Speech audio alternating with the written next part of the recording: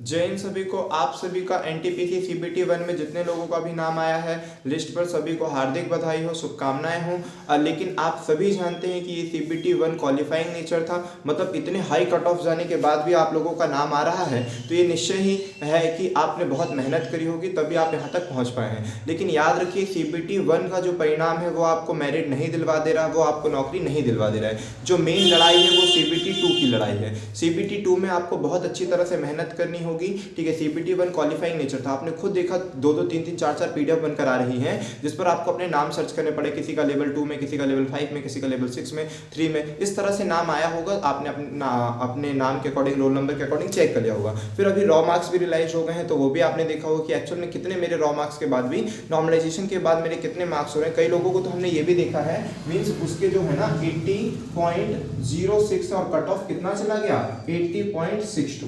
सोच लीजिए, मतलब इतने पॉइंट के एरर से भी मिस्टेक हो रही है। एक का कट ऑफ गया है 80.62 गया हुआ है और कैंडिडेट का 80.06 है। तो ऐसे छोटे छोटे, मतलब जिनके ज्यादा नंबर से गया फिर उनकी तो बात ही छोड़ो, मतलब इतने छोटे छोटे कट ऑफ से भी बच्चा रह जा रहा है तो आप क्या बोल सकते हैं, ठीक है। इतने से वो किसी और लिस्ट से रह जा रहा है। मान लीजिए सपोज कि 80 मार्क्स आपके आए हुए हैं, ठीक है, 80 मार्क्स आपके आए हुए हैं और किसी के मार्क्स कितने आए हैं और कट ऑफ गया है 80.43। तो आप सोचिए वो वाले कट ऑफ, मतलब अलग अलग हुआ है, आप दो लिस्ट के लिए एलिजिबल तो हो गए लेकिन एक में नहीं हो पाए, किसी एक पोस्ट के लिए एलिजिबल नहीं हो पाए। तो सोचो इतने से एरर से आप एक पोस्ट से पीछे रह गए। तो यही हम बताना चाह रहे हैं कि सीबीटी 1 तो खैर क्वालिफाइंग नेचर था, आपका किसी ना किसी लिस्ट में नाम आया, इट मींस ठीक है, अच्छी बात है। लेकिन अब आपको ये याद रखना है कि सीबीटी 2 के लिए बहुत ज्यादा मेहनत करनी है, ठीक है। सीबीटी 2 में बहुत ज्यादा मेहनत करनी, क्योंकि उस जिस एग्जाम के लिए आप एलिजिबल हो उसको वो भी दे रहा है जिसको सीबीटी, मतलब लेवल 2 में, मान लीजिए लेवल 2 आया था, लेवल 3, लेवल 4, तो जिसका 2 में नाम आया उसका 3 में भी नाम आया है, 4 में भी नाम आया और 5 में भी नाम आया। समझ पा रहे कितने सुपर है, ठीक है। 5-6 जितना भी रहेगा तो उन सभी पे उसका नाम आया हुआ है। तो अब ये बंदा यहाँ पर भी, यहाँ पर भी, यहाँ पर भी एग्जाम देने आएगा, क्लियर हो रहा है ना। तो आपका केवल नाम इन दोनों में आया है, तो आप खुद सोचिए ये बंदा इसके लिए भी एलिजिबल है, ये भी इसके लिए एलिजिबल है, और आपका तो केवल 2 में ही नाम आया है। तो फिर इसीलिए आपको, क्योंकि ये तो क्वालिफाइंग नेचर था, इसमें तो कोई इशू नहीं, आपका नाम आ गया, वो मेरिट में थोड़ी ना इशू हुआ। बट मेन फोकस है सीबीटी 2 में। सीबीटी 2 में आपको कोशिश ये करनी कि इससे भी अच्छे नंबर आने हैं, ठीक है। इससे अच्छे नंबर ले आओगे तो ये नहीं कि आपको ये वाली पोस्ट या ये वाली पोस्ट मिल जाएगी, बट ये तो रहेगा कि ये वाली पोस्ट आपके लिए सिक्योर हो जाएगी। क्लियर हो रहा है कि नहीं हो रहा है, मतलब इस पे आप फिर कोई नहीं कटने वाले हो, ये वाली पोस्ट आपके लिए एकदम क्लियरली है कि ये सिक्योर हो जाएगी। समझ पा रहे हो। तो इसलिए कोशिश करना बहुत अच्छे से अच्छे नंबर लाने हैं, और असली लड़ाई आपकी सीबीटी 2 में है, क्योंकि मेरिट इसी से बनी है। तो क्वालिफाइंग नेचर था, आपने कर दिया क्वालिफाई, मैं जितने गुना बंदों को उनको बुलाना था उसके हिसाब से आपने रेशो पे फुलफिल कर दिया तो क्वालिफाई हो गया। अब असली लड़ाई आपकी सीबीटी 2 की है, अच्छी तरह से करिए। काफी लोग इस पे स्ट्रेटेजी की बात करें, कैसी क्या चीजें करना है, तो आप खुद जान रहे हो कि कुछ भी चेंजेस नहीं है। समझ रहे हो, ये सारी चीजें आप खुद भी जान रहे हो कि इसमें कुछ भी चेंजेस नहीं हुआ है। केवल क्या हुआ है भाई, नंबर ऑफ क्वेश्चन बढ़ गए हैं। जो पहले 100 क्वेश्चन था 90 मिनट में, अब वही क्वेश्चन क्या हो गया है, 120 क्वेश्चन हो गए 90 मिनट में। इट मीन्स कि हमें अपनी स्पीड को इंप्रूव करना है। हमें किस पर काम करना है, अपनी स्पीड को इंप्रूव करना है। नॉलेज तो अभी तक आप पढ़ ही रहे थे और अभी भी आगे पढ़ ही रहे होगे, ठीक है। और बाकी सब चीजों में और सभी के स्टैंडर्ड को थोड़ा थोड़ा बढ़ाकर ही चलना है। जो भी अभी तक मैथ सीख रहे थे उससे थोड़ा सा बढ़ा लीजिए, ठीक है। रीजनिंग को थोड़े से स्टैंडर्ड को बढ़ा लीजिए, जनरल अवेयरनेस को, लेकिन एकदम ऐसा नहीं कि बहुत ही अलग तरीके से वही चीजें आएंगी, सारी चीजें, कुछ स्टैंडर्ड थोड़ा सा बढ़ जाएगा, ठीक है। जो मेन आपको काम करना, अपनी स्पीड पर काम करने की, अपनी स्पीड को इंप्रूव करिए कि कैसे हम 90 मिनट में 120 क्वेश्चन को, क्योंकि जब आपको 90 मिनट 100 क्वेश्चन के लिए कम पड़ गए थे, यहाँ पर भी बच्चों के करीबन कई लोगों के 5 क्वेश्चन छूट गए, 10 क्वेश्चन छूट गए, 8 क्वेश्चन छूट गए। तो उससे सोचिए आप मेरिट से कितने पीछे हो गए होंगे। समझ पा रहे हो कि कईयों ने यहाँ पर भी क्वेश्चन छोड़ाए हैं कि किसी जल्दीबाजी में, तो जब आप उसमें इतनी छूट गए तो बाकियों में क्या उम्मीद की जाए, है ना। इसीलिए आपको अपनी स्पीड पर काम करना है। यहाँ पर भी आपने खुद याद किया होगा कि कुछ ना कुछ क्वेश्चन आपके छूट गए,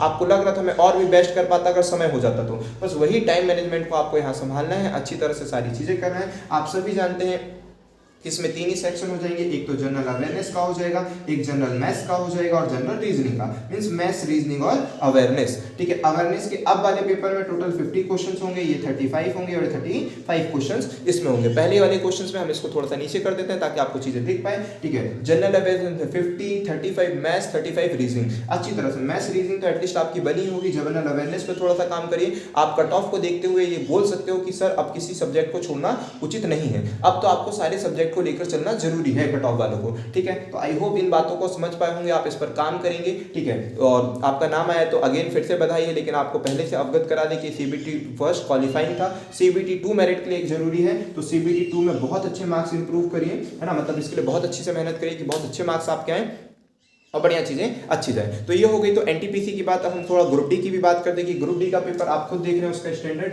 लेकिन कट ऑफ को देखते हुए आप खुद समझ रहे होंगे कि बच्चे बहुत ज़्यादा पढ़ने लगे हैं, आपको भी उनसे ज़्यादा पढ़ना है, बहुत अच्छे मार्क्स लाना, सारी चीज़ें करनी है ना, बिल्कुल कहीं पर भी कोई रुकावट ना है, कोई कमी ना है, आपकी पढ़ाई में कोई कॉम्प्रोमाइज़ नहीं चलेगा, ठीक है, बड़ी अच्छे से पढ़िए। तो ग्रुप डी में हम भी आपको बताते हैं कि जितने भी मॉक टेस्ट एनालाइज भी करवाते हैं, कैसे इंप्रूव करिए अपने मार्क्स को, कहाँ पर आपकी कमी रह रही है वो बता रहे हैं, किस चीज़ों को कर रहे हैं वो करिए, कोशिश करिए एक भी क्वेश्चन टाइम की वजह से ना छूटे, ठीक है, जो टाइम की वजह से कई लोगों के क्वेश्चन छूट जा रहा है वो ना छूटे। आप अपने मॉक को अच्छी तरह से इंप्रूव करते जाइए तो फिर फाइनली तो आपका होगा ही होगा ना, डेफिनेटली होगा, ठीक है। टाइम मैनेजमेंट आप सीख रहे हो, सारी चीजें करो, अपनी कमियों को दूर करते हो, डेफिनेटली आपका नाम नहीं आएगा तो किसका नाम आएगा, डेफिनेटली आने वाला है। इनमें भी उन्हीं लोगों का सबका आप देख रहे हो कि ऐसे कोई भी व्यक्ति नहीं जिनका नाम नहीं आया, सब वो जितने भी पढ़ने वाले व्यक्ति हैं सभी का नाम आया है। हाँ, कईयों का किस्मत के कारण 2-4 नंबरों के कारण एरर हो जा रही है, जिसके कारण अब नॉर्मलाइजेशन में ही मार्क्स नहीं बढ़ पा रहे, तो क्या उन्होंने अपनी तरफ से वो किया। लेकिन हमें जहां तक पता चल रहा है जितनों के भी 65 प्लस थे या 60 प्लस थे उन सभी का नॉर्मलाइजेशन होकर उस सभी का नाम आया हुआ है, ठीक है। जितने के भी 60 प्लस या 65 प्लस थे सबके नॉर्मलाइजेशन के बाद 70 प्लस हो चुके हैं,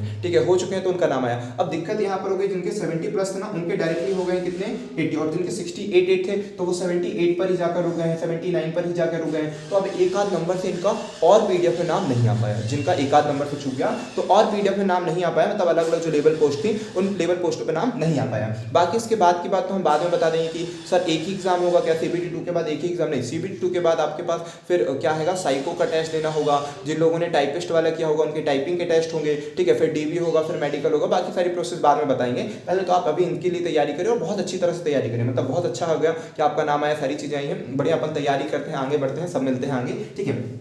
तो बनोगे ना सबके सब अपन वहां पर मिलेंगे, ठीक है। तो 70 प्लस पर आपको मतलब अब ये तो हमने पहली बात बता दी कि जिनके 70 प्लस हैं उनके 80 प्लस हो गए हैं, 80 क्या 90 के टच करने लगे हैं, ठीक है, तभी तो इतना कट ऑफ किया है, ठीक। तो फिर नॉर्मलाइजेशन का काम हो गया है। लेकिन हाँ, कई बच्चों के मुख से हमने सुना हुआ है, मतलब अभी हमने प्रत्यक्ष नहीं देखा, प्रत्यक्ष जब हम देखेंगे तभी बिलीव करेंगे कि सर कईयों के 48 प्लस थे, कईयों के 48 प्लस थे, उनके नॉर्मलाइजेशन हो गए 70 प्लस। तो ये तो सोचने वाली बात है, ये बड़ी सोचने वाली बात है कि 40 प्लस वालों को 70 कैसे पहुंचा सकते हैं, ये थोड़ा सा संदेह वाली बातें हैं, बट अभी वो देखी जाएगी। अभी प्रत्यक्ष हमें पूरा ट्रस्ट नहीं है भाई, बच्चों की बात अब कहाँ से सुनते हैं, कैसे खाते हैं, कहीं से भी कुछ भी सुन लेते होंगे, तो उस पर हमको बिलीव नहीं है। बट अभी हम ये बता रहे हैं कि अपनी स्ट्रेटेजी पर समय दीजिए, समय बहुत कम है, अगर इसी समय पर आपका सारी चीज़ें, तो इस समय पर अगर आपका पेपर हो जाता है तो फिर सोचने वाली बात है। इसीलिए बहुत अच्छी तरह से मेहनत करिए, बढ़िया मस्त रिजल्ट लाइए, CBT 2 पे एकदम जी जान लगाकर मेहनत कर लीजिए, यही आपका मेरिट बनाएगा, ठीक है। आई होप कि आप चीज़ों को समझ पाए होंगे। और कोई डाउट, कोई क्वेरी या कोई भी क्वेश्चन रहेगा आप कमेंट के माध्यम से पूछ लीजिए, हम उसमें मदद कर देंगे। DV कैसा होता है, ये कैसा है, वो कैसा है,